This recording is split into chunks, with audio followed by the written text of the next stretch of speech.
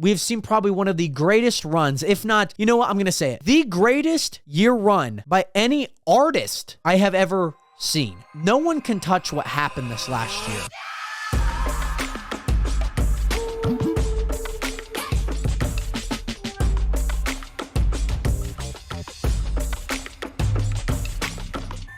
Nationers, welcome back to another episode of The Realest Podcast, episode 72. Banner is right behind me. Today, Nationers, is a very, very special day. Not only is it a Sunday, I'm recording this on a Sunday, which normally is the day that I would release these episodes, but most importantly, and the reason why I'm uploading and recording this on a Sunday and uploading on a Monday is because it is Super Bowl Sunday, the final game, the final day of the NFL season.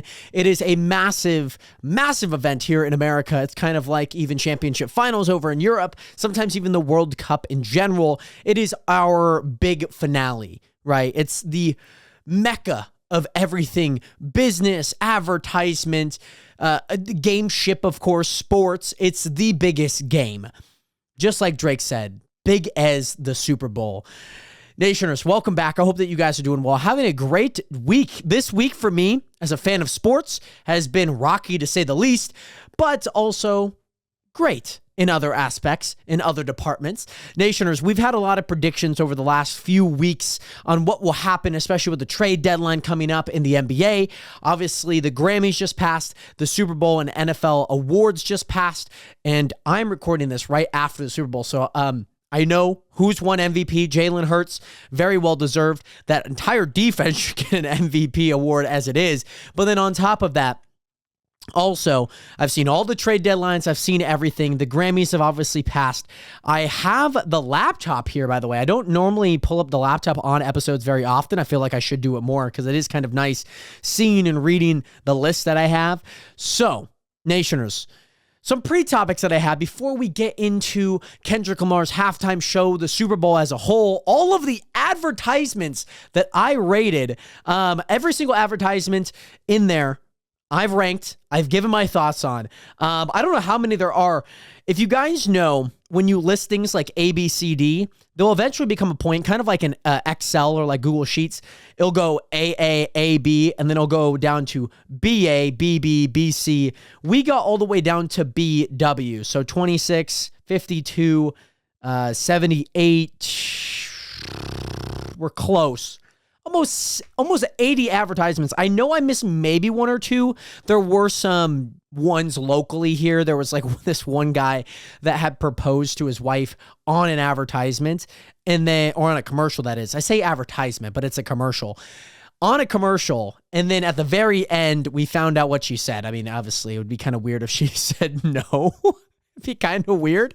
It was really awkward, but I'm glad that they had a good time from it. So, Nationers, I'm going to be giving my thoughts on all of the Super Bowl commercials because every single year I've always wanted to like give them a tier list. I've always wanted to go through, give my thoughts on them, and most importantly, the halftime show.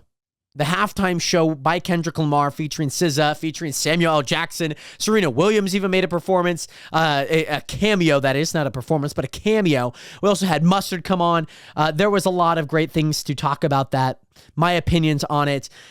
But first of all, I want to tell you guys, because some of the Grammy winners that I had maybe didn't win. I know there's been some memes and some videos going around of Billie Eilish and crying and the smile kind of fading as winnings were going to other artists, and especially not like us kind of sweeping the Grammys. For better or for worse, even Beyonce's album winning album of the year. I didn't think so. I obviously thought Billie had won that. The best new artist, I thought Sabrina Carpenter was going to win that, more or less just because of the overall stardom that kind of had this last year. And I know like it was very similar to like Olivia Rodrigo as well. They've obviously had their own tensions. So yeah, missed out on Best New Artist. The album I missed out on, I thought that went to Billie Eilish. And Best Solo Performance, I also thought was going to go to Billie Eilish with Birds of a Feather. I believe that went to Charlie XCX, either with Apple or, yeah, that was definitely the Apple one. So I was wrong on a few. I did get all of the the general ones would not like us, other than I thought that the best music video was going to go to A$AP Rocky's Taylor Swift. I thought that that one was a better overall music video from a creative perspective. Obviously Not Like Us was just like a mega hit, and it's kind of hard to go against it. It would have taken a lot to go against it. And I think A$AP Rocky's Taylor Swift was definitely up there and was released last year before the August cutoff date. And so if you guys don't know, especially with the Grammys, they do have a cutoff date in somewhat of like mid to late August. I don't know if it's like August 31st is like the cutoff date. It just allows the recording, what is it? The Recording Academy? Yeah, I think it's the Academy. The 13,000 of them to actually go through all of the material that are actually up for a Grammy. So it's kind of like a school year, if that makes sense. Like, yeah, your birthday might be in September, November, December, October. But you're obviously a part of that group, and then obviously until the next month. So it goes by school year, kind of. So it's just a little different of a calendar than, January 1st through December 31st, because a month to like listen to every single aspect is kind of a lot. And there's a lot of awards in there, especially with the Recording Academy being over 13,000 people. I'm sure they have a system on ranking and grading and giving awards. Like myself, if I were to be asked, hey, here's all the material that you need to listen to, go listen to it. Here's a pamphlet. Here's a checkbox. It's basically like a ballot in a way. So yeah, the Grammys obviously came and went. Great performances by all of the new artists. I thought that was really cool. I had said that there was a surprise like 8-minute segment that was given to a secret artist, and that happened to be The Weeknd. And there's been some tension there in the past, and I'm very happy that now they've moved past that, especially with Dawn FM. The Weeknd definitely was very well deserving of some type of Grammy. He obviously got snubbed from that, and it just so happens that he came back and performed, and that was the secret artist at this year's Grammys. I said it was, but it would be weird if it were Kendrick Lamar, just because he was performing at the Super Bowl next week, and it obviously wasn't. I don't think that it should have been if that were ever up on the table, but I don't make those decisions. So yeah, very great Grammys. Like I said, there was Benson Boone, Dončić got to perform, Teddy Swims got to perform. There was a bunch of all of those new artists that got to perform. Chappell. Yes, I now know how to pronounce her name. I remember when I was giving my original predictions, I could not say her name. I was like, Chappell Rowan. I was like, I couldn't say it. So Chappell Rowan. They all got to perform a song or two in a certain segment of songs and time duration, their set list. And it was honestly really cool. It's nice to see like those newer or breakout artists get the spotlight in that case. Another award show that came by was the NFL Awards. Now, I did get my results, and I put in my ballot. I was wrong on a few of them.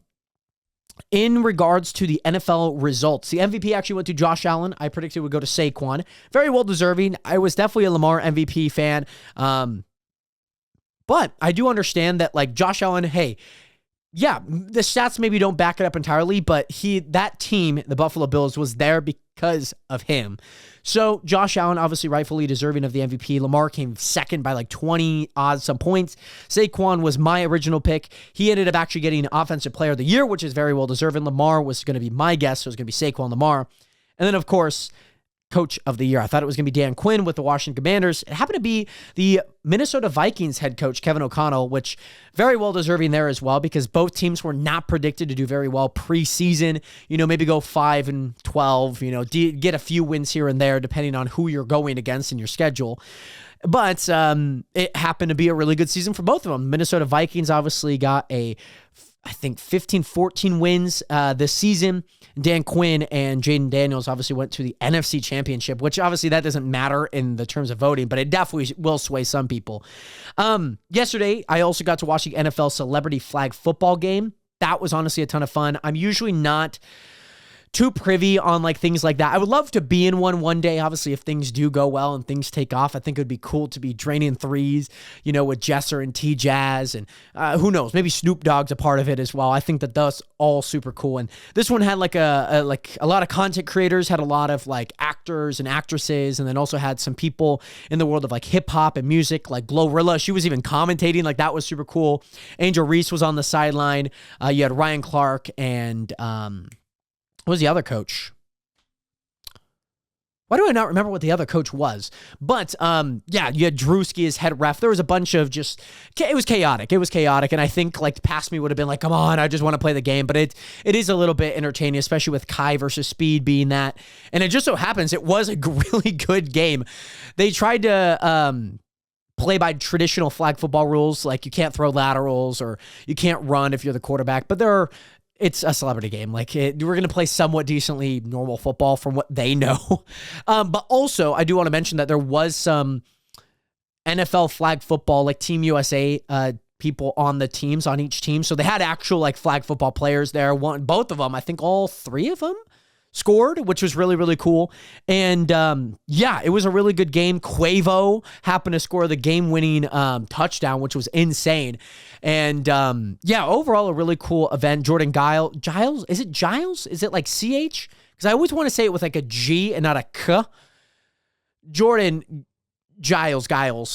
She was playing center, super funny. She would just like snap the ball and go run. She would just give it all. It was so much fun watching her. And then obviously Drewski had like the dime down to Duke Dennis. There was a bunch of just random stuff happening. Like Sexy Red got the ball at like the 1 yard line and didn't score a touchdown. It was just like good entertainment overall. I don't think if you were like hoping for like the most competitive game, that was definitely not the crowd. And you kind of have to subdue your expectations with just people that don't know how to play flag football, let alone maybe even football in the first place. But overall, it was a really cool event. Obviously, way better than even like the Pro Bowl, some have even said. So I didn't watch too much of the Pro Bowl. I saw a few like skill events, like the punt one that they had where you have to get it into like these cups. That was a really cool and intense one. I watched the relay race. That was kind of boring. That wasn't really that fun. I think it's a good concept, but you really have to work on the handoff. That's kind of the main thing. And obviously, if you don't get the handoff right, then you're just kind of done. So yeah, watched a few events there. I talked about that on last episode. So if you guys want to hear my thoughts, head over to the next episode or the previous episode 71, to hear my thoughts on the NFL Pro Bowl. But with the NFL Celebrity Flag Football game, great event. Was very well organized. Usually you get kind of like content creators and people that will kind of generally like be very energetic, and sometimes like things don't go very smoothly. So like time can drain and whatnot and maybe go overtime, but it happened to be a really good game. Very entertaining. Super cool. My one of the content creators I watch, MMG, he got like cooked like 18 times. Just like missed the flag on like even Tiana Taylor's touchdown. Got cooked on a few touchdowns. Just when they were in the end zone, it just so happened. I'm like, oh my God, there he is again, just getting cooked, or just like missing the flag. It was crazy. And speaking of crazy, last week I ended up recording this episode, or episode 71, went to go stream afterwards, and we had an event for our Minecraft server. We had an event where we were doing like a debate, and then we were just kind of focusing on some other stuff. One of my viewers had mentioned that one of my TikTok ads had popped up, and it just so happens that when I was like, oh, let me like check if it's doing well, because I knew it was doing well. Me and them had kind of talked about it. And he's like, oh, it popped up again. And I'm like, okay, like I'll just like see how it's doing. Maybe it's doing well.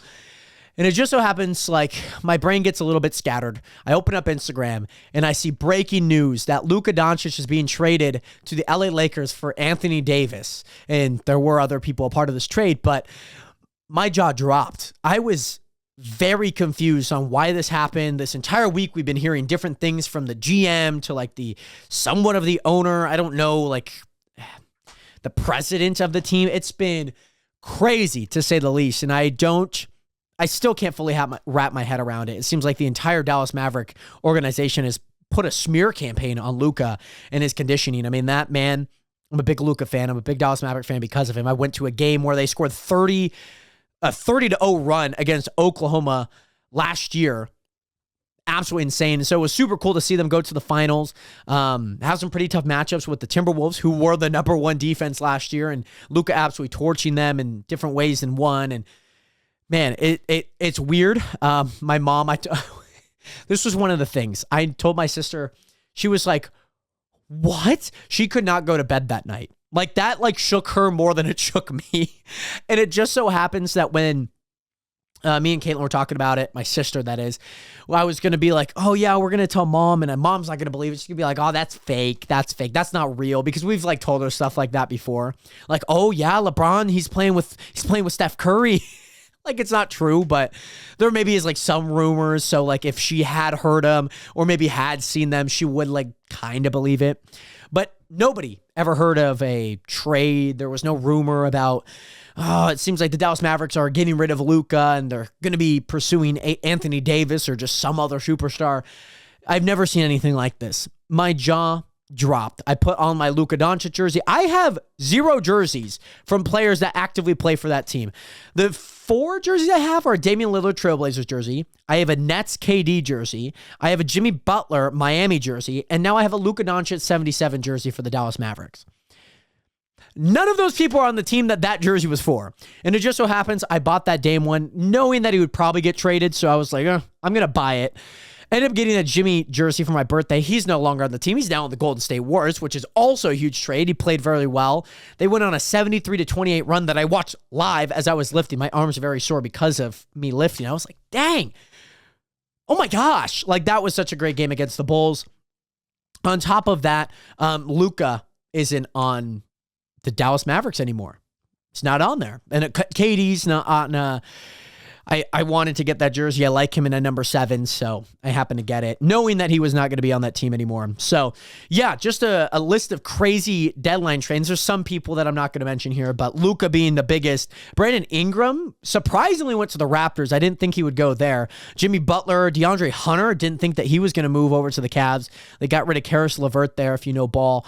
Kyle Kuzma, didn't think Chris Middleton was not going to be a Buck anymore. That's kind of weird. The Dalton Connect Mark Williams trade that actually got rescinded, which is crazy because Mark Williams is about to have probably the best few years of his life with LeBron and Luka, only to get returned and, found out to be damaged goods. That's real rough. Jonas Valanciunas to the Kings. That's an interesting one. Now Sabonis could be playing the power forward or obviously secondary center. De'Aaron Fox. This was an interesting one. They did end up getting Zach LaVine in return for the Kings. So a few people that obviously went over to the Chicago Bulls, like Ty Jones, I believe. So De'Aaron Fox is playing with Wemby down in San Antonio, and that's been a decently good pairing, just that they happened to lose the last 2 games just because De'Aaron Fox was late to shoot the ball and Victor Wembanyama missed the game winner last night. So all that to say, in my lifetime, not just free agency has been crazy at times, but as an NBA fan, for maybe over the past roughly decade, the first time that I really started watching the NBA was like when Dirk was playing, and I kind of like watched a few games here and there. And then when Warriors in like 2012, 2013 were making their runs, and 13, 14 were making their runs and doing well, and Steph Curry, I was at the YMCA playing basketball, and I'd go into like the little rec center where they have like pool and you can play like, Connect 4. The Warriors and the overall, that series within the Cavs was on. And that's when I was watching it. I would watch that's when I just started watching basketball and then kind of lost it. COVID kind of came back. My sister was a big Russell Westbrook fan, so she would be watching his games. I would then kind of tune in. It just kind of snowballed from there and went to my first game, got to see some history within the Dallas Mavericks and OKC game, and just witnessed one of the craziest trades, yet alone one of the craziest trade deadlines that I have ever witnessed. I've heard from people later into their NBA experience, maybe watching it since like the 70s or 80s, saying that this is one of the crazier ones that they've ever seen. Just a lot of overall stars moving, especially like with De'Aaron Hunter, like he's like kind of like the lower threshold of like a good player, having a good year. Then also Jonas Valanciunas, who has had some regression over the years, but is still very talented and had a great year. Vucevic never moved. That's going to be weird in this offseason. So also, I do apologize if I do have like any outward bursts of burps. I've eaten a lot of food today with Super Bowl. My mom, she always makes this Italian bread. She puts like marinara sauce, pepperoni, cheese, and some other toppings on it. She cooks it. We eat it. And then also she made like these sliders. You get like those King Hawaiian rolls and you split them in half. You put some ham. We had some shredded chicken. You add some cheese on top of it. You add some butter to the top bun. And then you have like 16 by 16 or 4 by 4, 16 sliders that, So delicious. So yeah, I've eaten a lot of food. Also some brownies and ice cream. I ate like a full plate. Yes, I did eat it on a plate. A full plate of that. Like you could not see the bottom. So it was a lot of food, and I'm trying to slowly digest it. So I do apologize in advance. But speaking of Super Bowl, this is what you guys all came here for, because, and primarily why I made this episode, I'm a big Kendrick Lamar fan. I feel like I've only grown as one over the past rough year since last March. And then on top of that, I realized that like when I was growing up, I was listening to a lot of his music without actually knowing that it was his music. I was listening to like King Kunta and like King's Dead. And it just, there was these songs that maybe he was featured in, or I would listen to like Headlights by Eminem featuring him. Like I just didn't realize that I was necessarily listening to him. Goosebumps happened to be one of my favorite songs in high school. I would always rap Kendrick Lamar's verse, and I never realized that there was a sense of impact on me. And especially with this beef within him and Drake, and partially J. Cole for like the 2 days that it was, there's been an ever growing sense of pride as a fan and as a hip hop head and rap head that I am. I'm not going to say here and like I understand the culture. I've lived it. That's just not a part of me, but I can appreciate good art and good music and music that I feel connected with. And sure, I've listened to a lot of Drake songs back in the day. Like I listened to like the God's Plan and would watch the music video over and over again. Hotline Bling being in 2013 when I was in middle school, and I like constantly listened to it. I remember listening to like Scorpion, and I thought that was like a great album. Like, oh my goodness, like Michael Jackson's on there. Like how cool is that? And then as you kind of grow up, you kind of realized that maybe there's a shift in lens that we view the music and the entertainment that we indulge in. With this halftime performance, it opens up with Samuel L. Jackson, and Kendrick's kind of known to have some sort of narration. He did have that on GNX. He's had that through, his fiance, maybe even wife at this point, with Whitney on Mr. Morale and the Big Steppers. And there's been this sense of narration throughout a lot of these albums that he's had. And Samuel L. Jackson is no different. He plays what I would consider the Uncle Sam of this entire halftime show. He plays the Uncle Sam of America. And so we hear it, we see just in the background, I see this GNX, this car. And I'm like, wow, he's probably gonna play some songs. But it didn't dawn on me. And I'm sure there's a lot of betting places out there that don't know what to put this under. Because I swear I had heard Whacked Out Murals to start the entire performance. Just the beat, no lyrics. I had heard it. But then it transitions into the GNX snippet that we saw that was 10 minutes before the album came out. And he goes, starts body for body, I hand you a body. And I was like, okay, this is probably the perfect way for Kendrick Lamar to open up. We heard a snippet before an album drop, and now on stage at the Super Bowl, you get to perform that song in somewhat full. Now, obviously, it's not the full song. It might be 2 minutes, 3 minutes long, but what a way to set the stage. I didn't think that would have been the way that he opened it up. How I did think he would approach it was different than traditional overall Super Bowl performances. Like Usher was kind of like a traditional. Opened up with some songs that kind of get the crowd going, then it kind of mellows out into like an Alicia Keys song, and they had their moment, and then it goes back into like Turn Down for What with Little Jon, and Ludacris is there, and it's like like it's a good ending, and I felt like the ending with this was good. I don't want to get too ahead of myself, but what a way to start it off. And the through line through each of these songs was so unique. It's unlike anything that I've seen before, because we go from this GNX snippet, and I forget what song we play Squabbled Up, right? So he's in the middle, just kind of like, he's pumping his fists, he's just like the Squabbled Up music video. And there's a bunch of people in these white and blue and red colors, and I just like couldn't put it together. I was like, red kind of seems weird sometimes. Like you kind of look at it like a demonic thing, but knowing Kendrick probably doesn't mean that. And then you kind of put it together, and then all of a sudden, Humble comes on. And then you realize, you're like, oh my God, it's the American flag. You can see this overhead shot, and you see all the white stars in the upper right, or in the upper left. Obviously my upper right, but the upper left here. And then you see all the stripes, and you're like, oh my goodness, like this makes so much sense. And he's doing like the Humble music video almost over again, where everyone's bald and they're in their black hoodies, and they're all just kind of bouncing, they have their head down. They look up occasionally, like on these off beats, and you hear that, and then it goes down into DNA, and that just kind of has like this big transcendent piece of kind of overall. A lot of people know that song. It's got 2 billion streams, I think, a piece on Spotify, and I'm sure the music video's almost got 1 billion. So some of the hits. And now I think he's strayed away from kind of the Good Kid, Mad City era with To Pimp a Butterfly. He's obviously already performed all right. And so I think there was a sense of moving on. He didn't perform from, I think what I wrote down, he didn't perform anything from Mr. Morale and the Big Steppers. He didn't perform N95. He didn't perform, I guess, Count Me Out. Like, that would have been another song that could potentially go on there.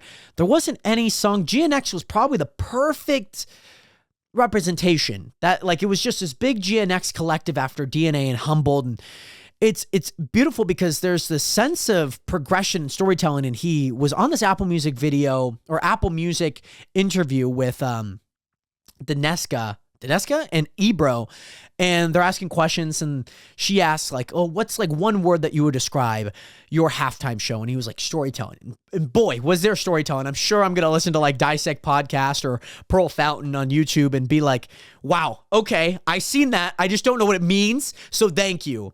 I know some people are going to really like break it down. And I after this, as I'm editing this video, I'm going to see it. I'm going to be like, oh, ooh, I saw that. So all that to say, we get this GNX snippet. We get Squabbled Up, which obviously was a massive hit. It's been on the radio constantly. On top of that, we get some of the formal bigger hits off of Damn, and that was DNA and Humble. And then we move into a lot of the GNX collective, and on the stage, it almost looks like a tic-tac-toe phase, but it's more of like an H actually, because there's a giant like rhombus in the upper left, there's a X in the bottom left, and then we go up into a circle, and then I think, or a circle in the bottom right, and then maybe, I don't know, maybe a triangle, an upside down triangle in the upper right. And it just so happens that, I'm sure there's a meaning behind that. I have no idea. I could not tell you. But the set design, very beautiful. All of the street lights, there's people hanging up on top of them, and boy, that must have been crazy. But we settle into Peekaboo, and oh my goodness, it was so creative, because like you can see that they were all rotating, almost like the Not Like Us music video, but they just kept rotating right. And then you'd be like, how did he get from that group to the next group when they hadn't even rotated yet? You're like, how did that happen? And then you see him, and then they pan right, and they hold it for a little bit, and then they go Peekaboo, and he pops up, and you're like, whoa, okay, like great timing, like absolutely like fantastic creative there. Like, oh, Peekaboo, gotcha, right? And so while Peekaboo's playing, we obviously transition into, also, by the way, with Peekaboo, it was super fun that he performed a cheese. I think that's how you pronounce his name, a chick. I always think of like the Chuck E. Cheese line in the song, and so that's how I always feel like I should pronounce it. But a chick, a cheese. His verse, like that was super cool. And I felt like that was like a great way of paying homage to, even somebody from LA. And that was really nice. And so when that ended up happening, we move on from like Peekaboo, and I think we go to Man in the Garden. We just go to this collective of GNX songs. And then it just so happens that Luther comes on, and, it's a snake around the middle, and we're moving through, and I'm sure there's a meaning behind it, knowing Kendrick and just that creative team at PG Lang and Dave Free and some of the other people that have input over there. And so we move over, and then SZA, you're like, okay, well, she's coming out. And so SZA comes on, they have their little ensemble, their little duet, and it's beautiful. It's so just like, it fits so well a part of the whole halftime show. I had predicted that they would perform All the Stars. That makes the most sense. Like, that just is one of the biggest songs off the Black Panther soundtrack. And it would be almost like disrespectful not to perform that song. And so it just so happens that super cool with like this ever-evolving circle. Like the circle has like a slope, and then you go up some stairs, and then you slowly walk down the ramp, and you go up the stairs again. Super cool. And obviously all these people are wearing like red, blue, and white. And I feel like there's a sense of LA and unity, and a lot of these people, when they were doing further down, like a lot of the blue and red people were in harmony, and there's the people in the white suits that were almost kind of like the unity, and not waving the white flag, but in a way waving that unity between both sides of Crips and Bloods. And obviously with the American flag framing, Uncle Sam always constantly coming in. And especially after Man in the Garden, I love that Samuel L. Jackson comes in. Like, that was super cool. So I can't wait to watch like a video of somebody recording it from like their seat. That's always a super fun way to see like where people move. There seemed to be like somebody from the crowd with like a Palestinian flag that came up onto the concourse, and or not even the concourse of the arena or the stadium, but he was like on the ground, like super insane. That security, like that could have been way worse than what it was. Like he could have like ran through the entire thing. So I guess luckily enough, he was kind of towards the edge, and not so like a full blown distraction right on the front end of it. So super happy that, I guess it didn't ruin the performance. I did see like another angle of it that was the case. So yeah, we obviously go from the SZA and the Kendrick Lamar and the ladies, the four girls that were with like the red kind of like split dyed hair. They were teasing this like not like us. Like they teased it at the very front. They teased it in the middle after Peekaboo. And then all of a sudden they talk about it. Boom. It plays, and they just kept teasing it. And I found that to be a very creative way of being like, oh, they'll play it, because they played it for like a second at the beginning. I talked about in my reaction. I was like, well, if they're going to play it, then we get the 1 second, but I feel like they're still going to play it. Like that was just a little teaser. And so it happened to be a little teaser because then he's talking with the four ladies. He's talking about how they sue, and then boom, he plays it. And not only that, he plays the one part that was very like up in the air if he was going to perform. And that was like all of the "Say Drake, I hear it like I'm young." Oh my goodness. When that happened and he turns into the camera, he goes, I was like, that's a madman. That's a psychopath with a mic that has the ability to rap on stage. He goes, "Say Drake," and he has like this devilish smile. I'm sure you guys seen it on these YouTube thumbnails where he's like, the boogeyman came out on stage. And he does that. He does a Cell Block 1. He talks about Chubbs, Baca. He talked about all of them. And then he gets to the Certified Lover Boy, Certified. So he didn't call him it. And I think that's a good workaround, because he still got to perform it. Everyone knows that he would have said it.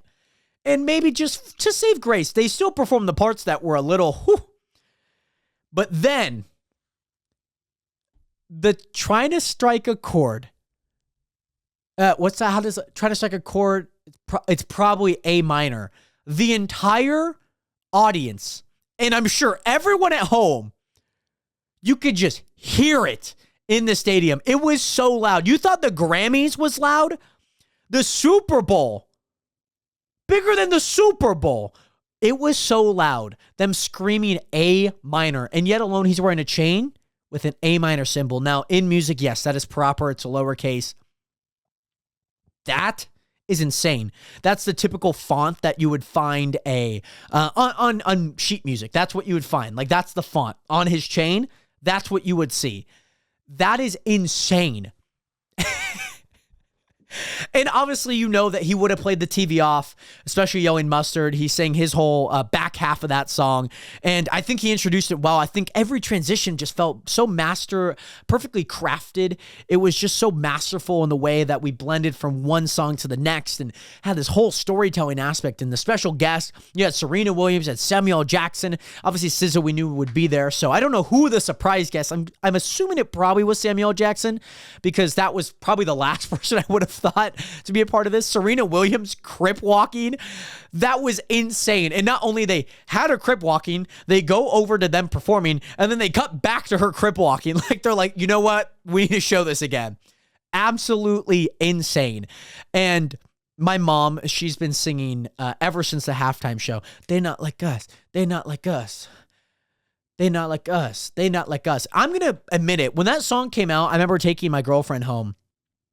Or no, I remember driving and following her home after our first date because it was super late. She was really tired. So I had followed her home, ended up driving back, open up Spotify to go listen to some music. And it's like, Not Like Us, Kendrick Lamar. And I'm like, and I was like, I don't know how I like that Not Like Us. It's grown on me. It's grown on me. Just like even Mr. Morale and the Big Steppers, like that's an album that's grown on me ever since. I watched the Dissect podcast on their first episode of that and United in Grief. And I was like, wow. So all that to say, my mom has been singing it. I was playing the NFL Audible on Snapchat and I was like listening to it. And my mom's like, they not like us. They not like us. She's just been singing it constantly. So to get the entire crowd, and mind you, I've seen videos of the crowd. It's absolutely dead. It's definitely not the demographic. I said this in my reaction. I feel like this performance for a lot of people in hip hop, a lot of people in rap, a lot of people that maybe enjoy just Kendrick's music in general will very much like this performance. There will be a lot of people that do not like this performance. And I think most of it has to just do with the demographic. Like I can understand like even the Weeknd's. The Weeknd's was it was COVID, so there wasn't anyone in the stands, but there was a part of it where you're like, that probably wouldn't have gone well with the stadium as well. It just probably wouldn't have. So I think that this very much hits a demographic. I think it's a masterfully crafted. I think the audio, at least from my end when I was watching, I couldn't really hear Kendrick at certain parts of the performance. I don't think that's like his fault, of course. I think that's just kind of like levels. Like the Black Eyed Peas, amazing performance, could not hear a single word out of them. So I think it's a beautiful one. I think it's going to grow on me. I'm going to learn more about it. The Rihanna one's also one of my favorites. The Shakira and J-Lo one's one of my favorites. I would love to see videos of the crowd during that. I think a lot of people will say this Kendrick Lamar one's very underwhelming. And I think to those people that view it as underwhelming in that way, maybe prepared themselves to be like blown away. And it wasn't that. It was a collective of GNX. There was storytelling. There was obviously Not Like Us, some parts of the diss. There was Euphoria in there as well. Forgot to add that in there. There was TV Off, some of the bigger songs as of late. There wasn't much of the throwbacks, and I don't think there's like specifically one other than DNA and Humble. There's not like a specific few songs other than those two that a lot of people would know Kendrick for in the masses. Not Like Us definitely takes that crown as of late. A lot of the diss songs potentially, but there isn't any like you look at Taylor Swift, there's Blank Space, there's Bad Blood, there's 22. There's like a lot of songs in that discography that like you'd be like, oh, that's that. Or like Roar with Katy Perry. Like compared to like Swish Swish Now, it's not like just not as good. So what I mean to say is that there's not like a specific song other than maybe DNA and Humble, just because those are some of the more big mass appeal songs. And even then, they're probably not even like, in my opinion, some of the better, like, lyrical work by Kendrick. Like, when I listen to Mr. Morale and the Big Steppers, I have to, like, listen to every single song and the lyrics. DNA and Humble obviously has, like, a chorus. There's more of, like, a general theme, and I'm sure, like, there's little bits and bobs that fit into there, and you may be yelling at your screen, like, no, it has this. But what I mean is that it is generally a more wide and broad audience type of song, if you know what I mean. So we end off with TV Off, and it says game over in the crowd. And great way to end off, if you ask me, like wonderful. I felt like it was a great way. Turn that TV off. And then it just so boom, it ends and it's game over. And I think that is like a signal right to Drake that it's game over. You just had I don't know how many people fit in that stadium. Everyone in attendance yelling A minor because that's the lyric that they know.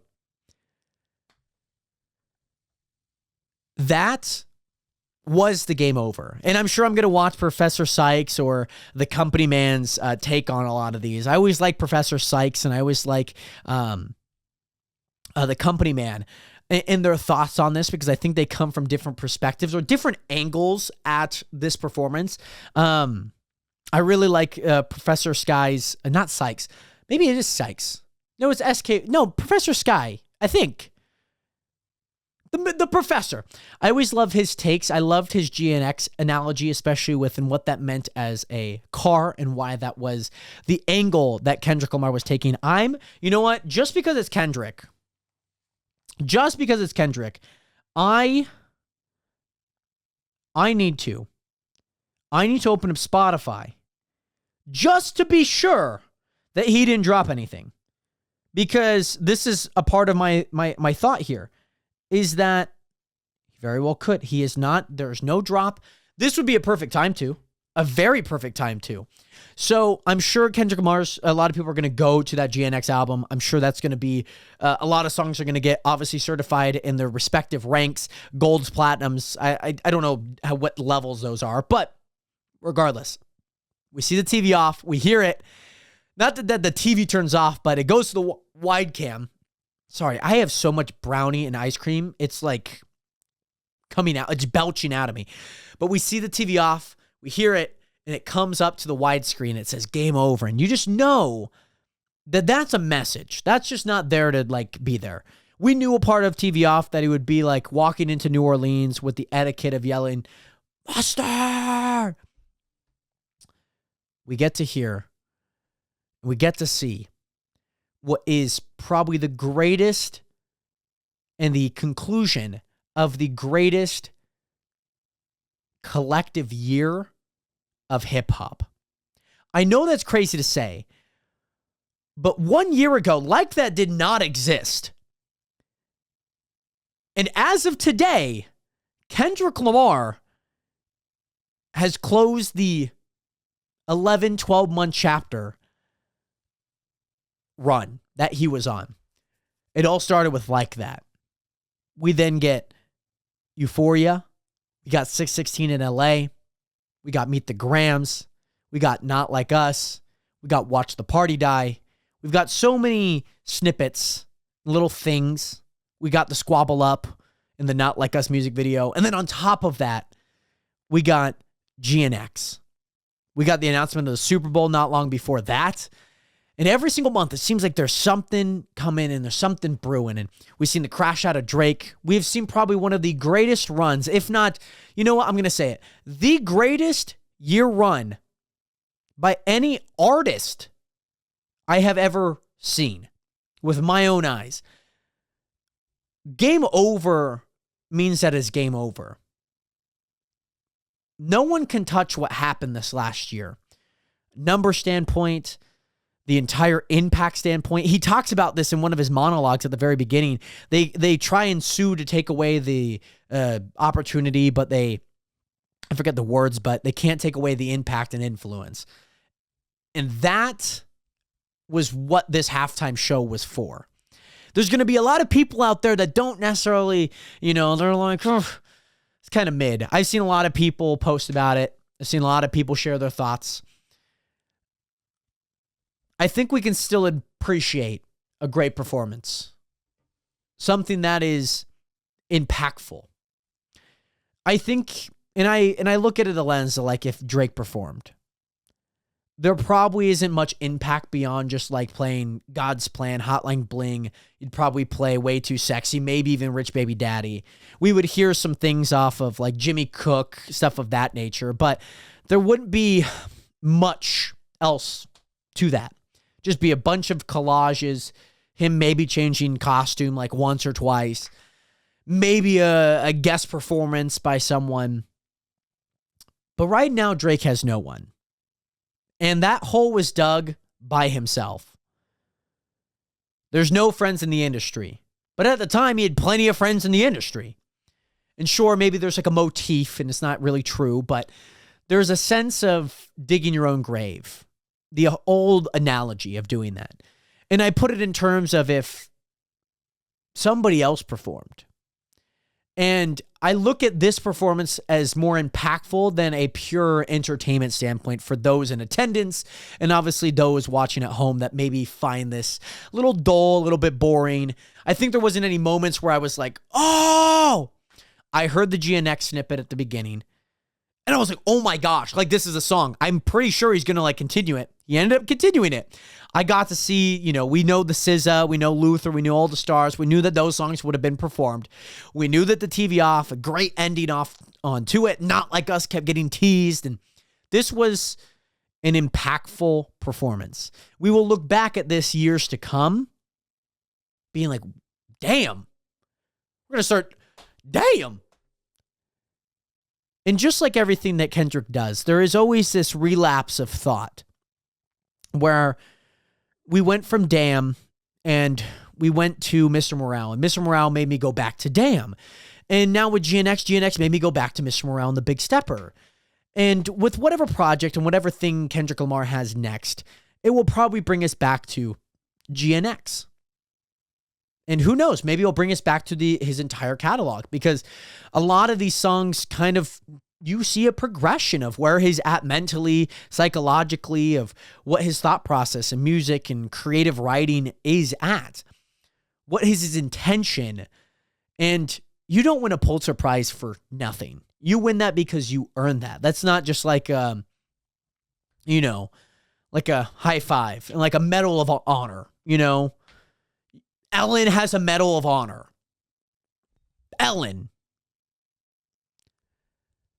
And maybe I'm wrong. Maybe it's a Medal of Freedom. I don't exactly know. But she has some type of service award by the president. Ellen's probably not somebody high on my list to win that. Tom Hanks, probably not high on my list. Most people that have received that probably aren't like the person that would be like, oh, that probably, yeah. Pulitzer Prize is a very renowned and a very highly respected, maybe even better than the Nobel Peace Prize in certain categories. So all that to say is that we get to hear and we get to feel what the impact of this is. And when he looks into that camera, when he says, hey, Drake, you know that there was this moment that will live on forever. That's going to be a meme. The entire choreography of the background dancers, insane. They just seem so in sync. Before Not Like Us comes on, they're all like in this chalked out body pose that you see in like TV shows. That diabolical, because it's a dead man. It's like he's a dead man. Hamish Hamilton is the person that I believe that directed this. He's directed previous Super Bowl performance and halftime shows before this. This man is a genius when it comes to camera work and cinematography and how to relay his creative. I believe he posted on Instagram right before this. I mean, he's got like 1,300 followers, and he's produced and directed some of the biggest Super Bowl halftime shows ever. One day I would love to pick his brain on these, because it's insane that like there's a sense of choreography. There's a story being told throughout, and there seems to be this fighting before, like when Squabble Up's coming up, and then they go into Humble, and then there's the American flag, and it's the same people that were just squabbling up, and then there's a sense of unity. And that was what I think Kendrick Lamar was trying to bring into it, while also being very performative and being very electric. And boy, as a fan of his music, a fan of the direction that he's been trending towards, a fan of hip hop and rap in general, this was very well thought out. And again, I can't wait to watch those breakdowns, because let me tell you, I'm going to be eating them up. Speaking of eating them up, I do want to get over to our Super Bowl commercials, because there are commercials that happen prior to the Super Bowl, just like the Prime one that I think was like 2 years ago, maybe even last year. On top of that, there's a bunch that happened throughout. I think that there's about 80 in here so far. So I'm just going to kind of go down through each one of them, and I'm going to give you what I thought in a ranking. So S for like top tier, A, B, C, D, F. Okay, that's going to be the ranking, a six tier ranking here. I believe I have everyone and everyone. There's only one that I thought was really, really bad. Two of them that I thought was really, really bad. I don't fully remember every single one, but I'm going to give you guys my best ones here. So Jurassic World Rebirth, I'm kind of under the trend of that, like, oh, it's Jurassic World again. But I think that this is really new. Scarlett Johansson, one of my favorite actresses, and it just so happens that she's in this. I gave it an S simply because it's like I'm sure it's obviously still Jurassic World, but it's the prequel of this. So it's our Star Wars 1. So gave that an S. Mission Impossible: The Final Reckoning, A. Kind of same reason. Martha Stewart Skechers, honestly, one of the best commercials this entire Super Bowl season. She was gliding. They obviously had like a dummy. It wasn't obviously her. It was a CGI, of course. But with Martha in that Skechers, she's gliding in Skechers. That was so funny. TurboTax, they get a C. It's just turbo stuff. There wasn't anything special. The Stitch movie one, they like interrupted after the coin toss, and it was like the perfect time for it. I'm sure they definitely went for it. Like to be like, oh, like interruption. And there's the little alien Stitch running across. That's an S. YouTube TV, B, there was a good thought behind it, but nothing exciting. I couldn't tell you what was in it. Java Jam Dunkin' Donuts with, I think, Jason Sudeikis. Drewski was in there, and it's kind of like a rival, which is like Starbucks because they were green. That got a D for me. That was, I don't know what the frick was going on there. Drewski looks like Idris Elba from Thor Ragnarok. How to Train Your Dragon live action, that got a B. It's just a thing about that. Pfizer's Cancer Kid Boxing, that got a B. It was like a good overall message. It just happened to be like a Pfizer thing, and you're like, it's kind of Wasn't like super impactful. Maybe my dad joked that this poor kid just beat cancer. He had to run home. But then Thunderbolts, that was a Marvel movie trailer that's going to come out in, I think, June or July, maybe late May. One of those 3 months. That got a B. Super excited for that movie. MCS Cruises. Thought it was fun. They were like doing like this football thing, and like in the background they were playing soccer, and then they were also playing American football.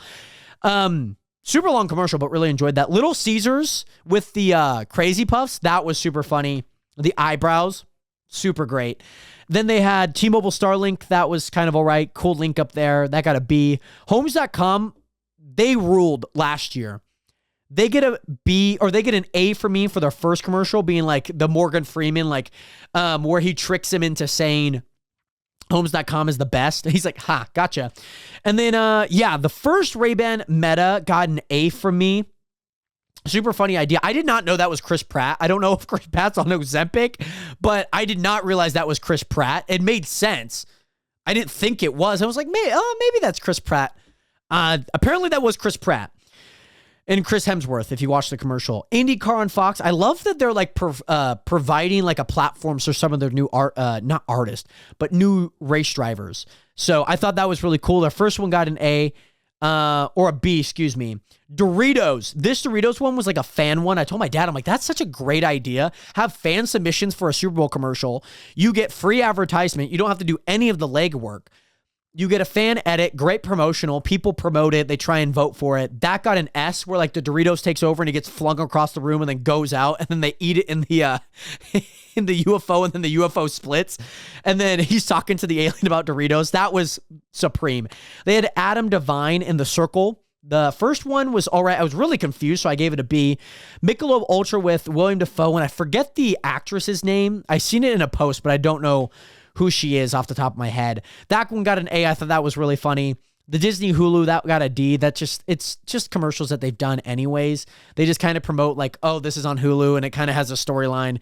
That just happened to be it. Ritz got a C. I thought it was pretty funny, but it was really short, like where they were like talking about the saltine, like, oh, don't smile. There's no smiling. Red Bull got a D. Same thing as like the Disney Hulu. Like, they could have really knocked it out of the park. Like, Red Bull as, like, a drink is way less cool than it is as, like, a brand for a sport. For, like, an extreme sport. Like, it is way cooler and way better at that than it is a drink. So that got a D, because it's just, like, the sketch animation. Squarespace, that was kind of fun with, like, Glenn Powell. Or, no, not Glenn Powell. Barry, I don't know his last name. The guy from Saltburn. The F the Grave. He's just throwing like laptops for Squarespace. Cool concept. I gave it a C. Mountain Dew got a B. That had like a nice little jingle. Instacart was really good. Instacart, I was like, oh my God, this is like Paramount. Oh my gosh. Like they got Jeff Probst, Dora. No, this was like everyone's childhood like mascot, the Energizer Bunny, Mr. Clean, the Michelin Man. They had every single person a part of this, and it was for Instacart. Super smart. Coors Light got a B. That was like, that was a sloth one. Stand Up to Hate got a D. I like the message. Just don't maybe like the personalities behind it. Not that Tom Brady and Snoop Dogg are bad people, but more or less that it's just like you got paid to do it. I would have liked if it were more set reality, if that makes sense. Almost as if they had like maybe let's say like a Democrat and Republican, they had like them like battling, or they had I don't know, just some polar opposite. Like Snoop Dogg and Tom Brady are probably buds. It's just like they could have done better there. Other than that, Uber Eats got an A. That was the Matthew McConaughey, where he's like the Mike Ditka, and he's a whole bunch of these players and a whole bunch of these star-studded lineups. So that was really good. WeatherTech got a C. It's just like the 80 for Brady cast. Like they just, they're having fun, and then something falls on the floor, and they're like, don't worry, I got WeatherTech. That got a C for me. Intuit TurboTax got a B for their second commercial. It's tax season, so you expect to see tax ones. Google Pixel, this one I gave an A. I'm sure there's a reason. I just don't remember it off the top of my head. Rocket was a weird rebrand. I like Rocket Money, home insurance, all of that good stuff, but Rocket.com felt weird. I gave that one overall a C. The Jesus Loves All one, I always like these ones because I think that that's exactly what the Stand Up to Hate really needs. Like they need like some real down to earth, like genuine things that are happening in the world. So the He Understands Us, He Loves, what's the I called it the Jesus Loves All because I always forget He Gets Us. That's it. HeGetsUs.com. Liquid Death, I gave that one an S. I love that one because apparently, I don't know if you guys know this, I learned this from the Bud Light commercial with Post Malone and Shane Giles, that you cannot drink beer or any alcohol on an ad or on a commercial. I say ad, but on a commercial. Liquid Death, the fun story, the owner made Liquid Death so we could go to parties, make it look like a beer can, but it not be beer or alcohol. And so they're all drinking this, and they're like, man, they're like acting like they just drank alcohol, but it's Liquid Death. I love the thought process behind it because it is water, so you can drink it. So yeah, love that because Liquid Deaths are at like Spartan races, which I do, and very closely related with. So Liquid Death gets an S for me. Hex Cloud with Gordon, that was kind of funny. I love the Pete Davidson where he's like, well, yeah, all Hollywood celebrities are aliens. He's like, well, not me. No, he's like big, like super big. That was really funny. Duracell, that was like the Tom Brady. They always have ones with like the commentators. They did that with the Roku one like a few years ago. And they're like, oh, hold on. And then they thought that their TV turned off. That was a really good commercial a few years ago. Duracell did this for Tom Brady, and this was right after the Hexclad. So it felt really weird because it's like, oh, all celebrities are aliens. And then Tom Brady all of a sudden like falls asleep. And he's like, oh, it's just Duracell. So cool. ChatGPT was B. I think that it could have been way better. I thought it was an Apple Intelligence. I really genuinely thought like they used the exact same font that they use. So that was crazy. Coffee Mate, this was the worst one of the commercials. This was the dancing tongue where they like lick their lips. And I was like, how do you as a company, Coffee Mate, never seen a commercial for you guys at the Super Bowl. You guys have one opportunity to like convince the world. No, you have a dancing tongue that is extruded from the mouth and removed. And it starts dancing. It started licking things. And it felt very weird to watch. I gave that one an F. Big Brothers Big Sisters, that's a good one as always. I give that one a B. Ram Motors really messed up. No, that was a Jeep one. I'll get to that later. Ram Motors, I gave a B. That was the Glenn Powell one, if I'm not wrong. Then Best Foods, that was a good one. That was really funny. I love that one with the in that commercial where he's like, oh, okay, that one was real. Oh, this one's real. You just hear her moaning. I forget the actress and actresses. Sydney Sweeney also made an appearance at the very end for Best Foods, and that was pretty fun. Because she's from Spokane. Obviously, everyone thinks Sydney Sweeney's attractive, but I do like her because she's also from Spokane. On top of that, Pringles, the mustache, very similar to the eyebrows with the crazy puffs. Pringles was S tier. One of the best ones, up there with Doritos, up there with the Instacart ones. And I think they really leaned into something really fun there with like James Harden losing his mustache. He looked really weird at the very end, but it made sense because that's like the whole thing about Pringles. Budweiser, that was all right. Nike, this one, I gave an A. It's very high A. I don't think it's S tier. And not because it's like, if you think that that's a political ad, get your head out of your ass, okay? This was one of the dopest, like, Nike ads. I love Nike's approach. Like, I love that they're, like, saying, like, greatness isn't for everyone. You know, and it's like Jason Tatum winning, like, the NBA championship. This one was so cool, having, like, a bunch of women in women's sports, like, famous, like, very big. In this one commercial, narrated by Dončić, which is super cool. Didn't realize that it was her until I saw her post it. But it was just so cool. Like, just to see. You had Jordan Giles, Sha'Carri Richardson. You just had Asia Wilson, one of my favorite basketball players. It was just so freaking cool to, like, see, like, Nike. It was their first Super Bowl ad since 89, 98, one of the two. And it was all about women's sports. How freaking cool. Just how freaking cool. All the athletes that were obviously sponsored by Nike, that kind of has to be a must. So, yeah, I thought that was one of the best ads. I don't give it an S, but I definitely give it like a very high A, like the top of A. After that, we had NYU Health. That was kind of, I gave it a C. That was when they were playing like football. They couldn't make a pass.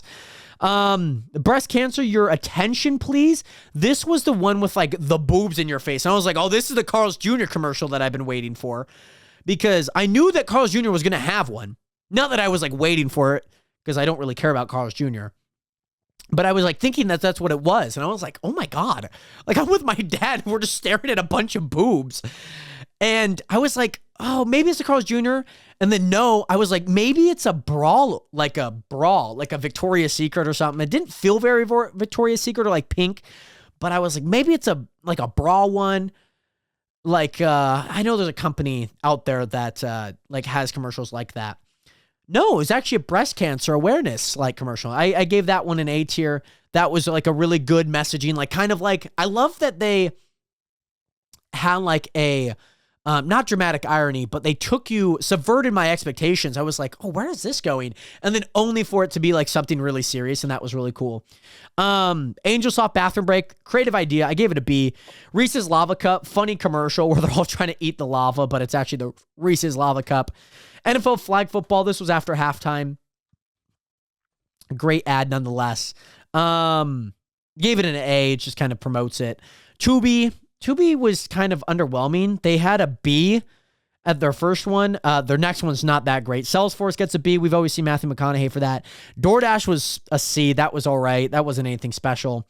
Ray-Ban Meta, the second one was hilarious when they had Kris Jenner and they ate the banana.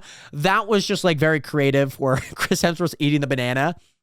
And then like in the first one, when the head falls off, hey, Ray-Ban, record. And then they touch it and it falls off. Hey, Ray-Ban, can you delete that? That was just funny. So A for the first one, S tier for the second one. Stand Up to Hate was the exact same commercial, so I gave that one a D. Nerd Gummies, C. Lay's, C. Megan 2.0, that was a D. Nothing special. Homes.com, same approach, but different commercial. Love that one. That was an A. When it was like Homes.com is the best. .com. That was really funny. Taco Bell, I love when LeBron was crashing out.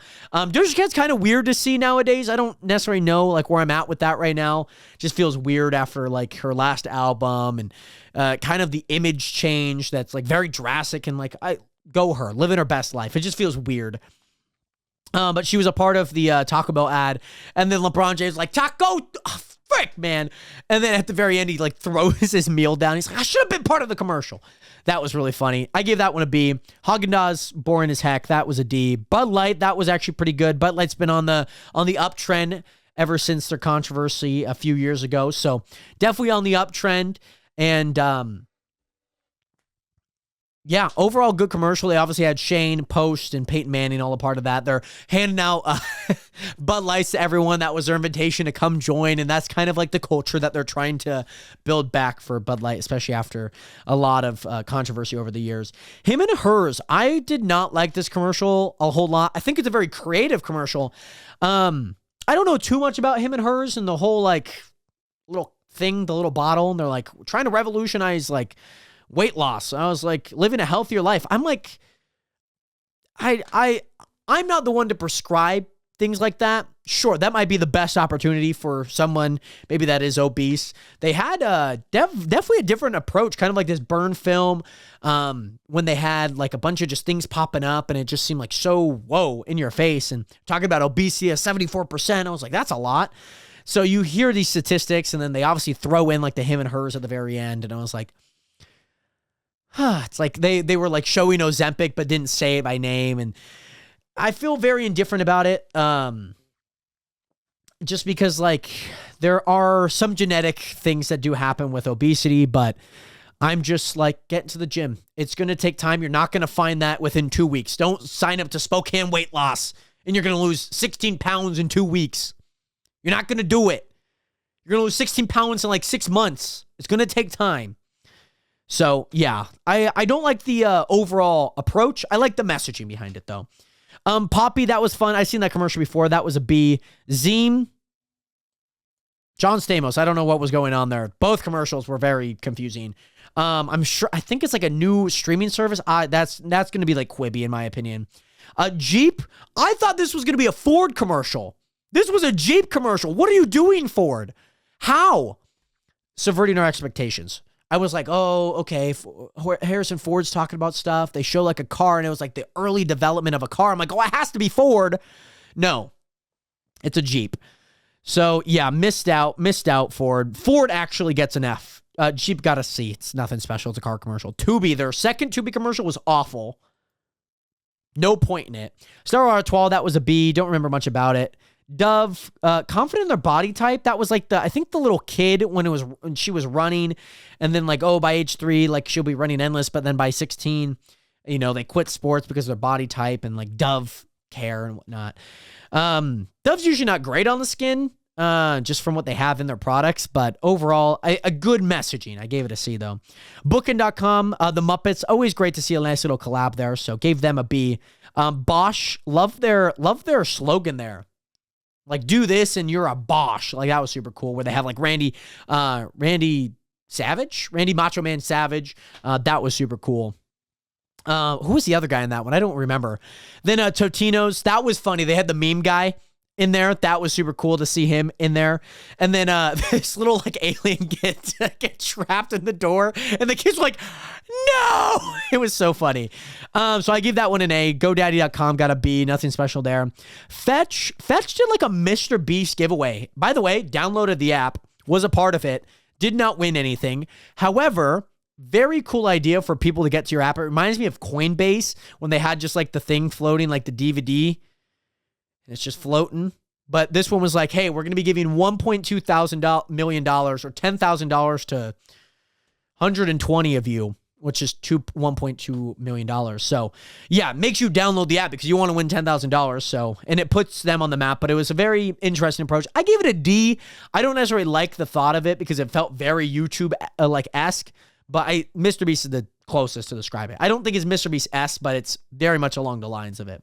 Circle, the David Devine one, the second one, where they're giving out like 100,000 Circle bottles to families. So we'll see if we get one here in Spokane. I don't think we will. And then after the Super Bowl, there was an Air Jordan one talking about Love Hurts. And I love how Nike and Air Jordan are like doing their advertisements. Like, I really love it. They're like saying that like, oh, you can't do this? Well, go do it. I love that approach. I think that approach is like spot on, because there's so many people that have been told that they can't do it. Then do it. I love that approach. And like Loves Hurts, I love the Air Jordan, just like whole commercials. They've been spot on. The Gatorade stuff.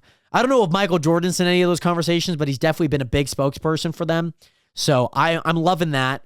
Nike, obviously, I think taking a part of that with the NBA Finals last year. A bunch of really cool stuff there. So that is the, I think, little 80-ish commercials that we had there. And I know I missed a few, maybe 1 or 2. I think at most 5, because after like the game, I was on my phone, or like once the game was kind of over, I was like, oh, what's going on? How did the Kendrick Lamar performance go? So overall, those are my thoughts. That is so many ads, by the way. So it's not ads, they're commercials. All the Super Bowl commercials ranked. I'm super glad that I did this, because I do love commercials. I love ranking things, and I want to share these stuff with you guys on this podcast. Episode 72 of The Realest Podcast, the Super Bowl special, baby. Let me know your comments and thoughts about the Kendrick Lamar halftime show, what your favorite commercial was in the comment section below. If there's one that you guys disagree with me on, or of course agree with me on, let me know down in the comment section. I love you guys. Thank you guys again so much for watching another episode of The Realest Podcast, episode 72. Banner's right behind me. I'll see you guys in the next one. Have a good one. 07. Peace. Peace.